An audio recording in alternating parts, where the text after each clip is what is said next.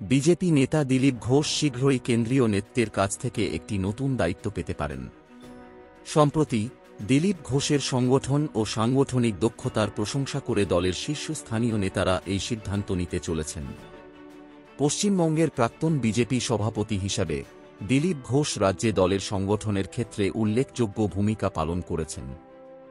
এই দায়িত্ব পেলে দিলীপ ঘোষ কেন্দ্রীয় স্তরে আরও গুরুত্বপূর্ণ ভূমিকা পালন করতে পারেন, যা দলের সংগঠনের শক্তি বৃদ্ধি করবে।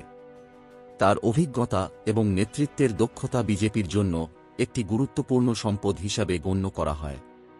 তবে এই বিষয়ে এখনও চূড়ান্ত সিদ্ধান্ত নেওয়া হয়নি এবং দলের অভ্যন্তরীণ আলোচনার পরে বিষয়টি স্পষ্ট হবে। বিজেপির কেন্দ্রীয় নেতৃত্বের এই সিদ্ধান্ত দলের পশ্চিমবঙ্গ ইউনিটের উপর কী প্রভাব ফেলবে তা নিয়ে রাজনৈতিক মহলে চলছে আলোচনা। দলীয় সূত্র জানাচ্ছে, এই পদক্ষেপটি দলের সংগঠনকে আরও শক্তিশালী করার উদ্দেশ্যে নেওয়া হয়েছে।